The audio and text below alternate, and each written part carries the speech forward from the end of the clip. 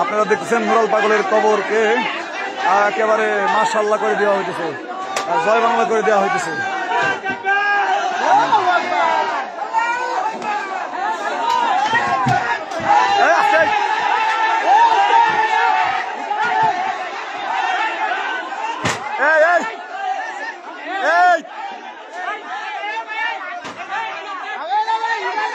একদম দেখো আগে লাশটা আছে কিনা।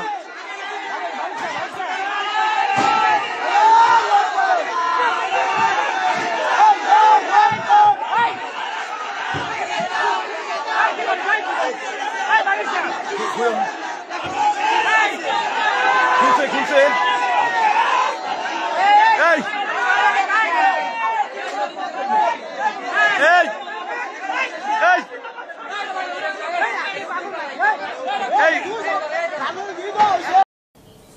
আসসালামু আলাইকুম রহমতুল্লাহি ওয়া বারাকাতুহু।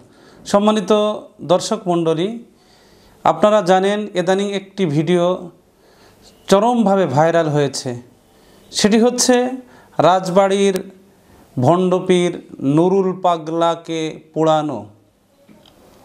জি, আপনারা সোশ্যাল মিডিয়ায় দেখেছেন রাজবাড়ির নুরুল পাগলা নামক একজন ভণ্ড পীর, যাকে পোড়ানো হয়েছে।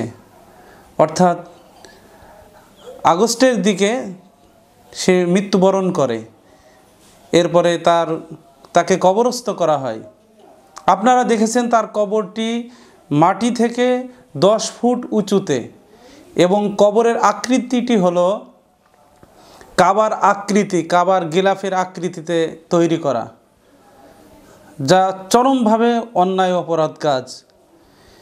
বিক্ষুব্ধ জনতা এই নুরুল পাগলাকে, তার লাশটিকে কেন পোড়ালো? প্রথম কথা হলো, লাশ পোড়ানোটা চরম অন্যায় কাজ। যারা আবেগবশত এমনটি করেছেন, আপনারা ইসলামের চরম ক্ষতি করেছেন।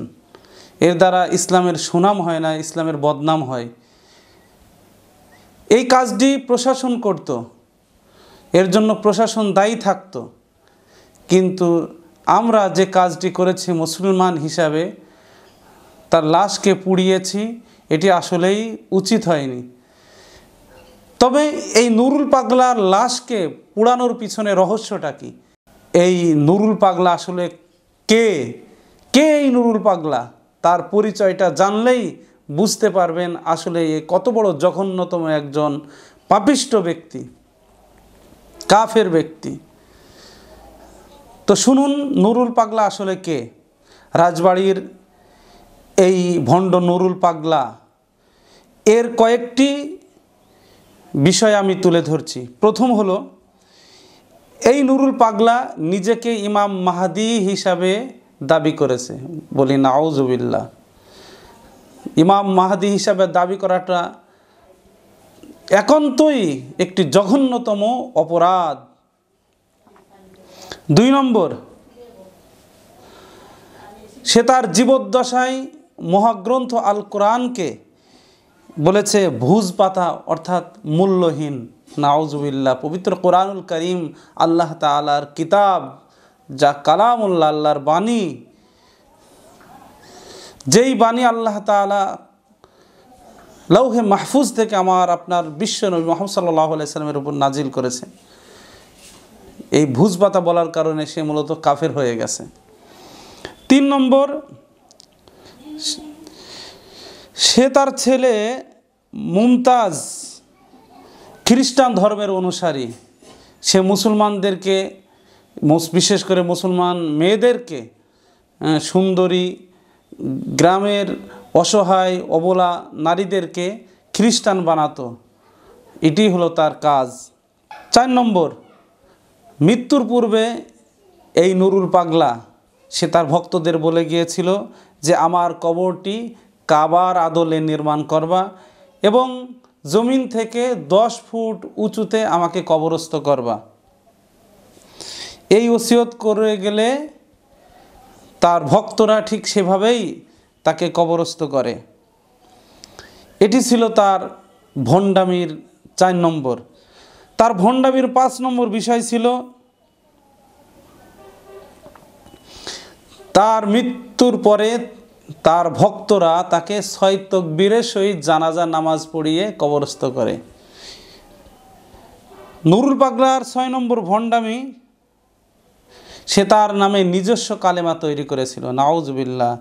সে এই কালেমা তৈরি করেছিল, লা ইলাহা ইল্লাল্লাহ মেহেদি রসুল্লাহ। সে যেহেতু ইমাম মেহেদি দাবি করত, এই জন্য বলতো মেহেদি রসুল্লাহ, নাউজুবিল্লাহ। এই ভণ্ড নুরুল পাগলার ভণ্ডামির 6 নম্বর ছিল যে সে ওসিয়ত করে গিয়েছিল যে আমাকে দাফনের সময় আমার মাথা দক্ষিণ আর পা উত্তর দিকে রাখবা। তাহলে কত বড় তার ভণ্ডামি! এই সকল ভয়ঙ্কর ভয়ঙ্কর খারাপ আকীদা ও ভণ্ডামির কারণেই বিক্ষুব্ধ জনতা তার সাথে এমন আচরণ করেছে। তবে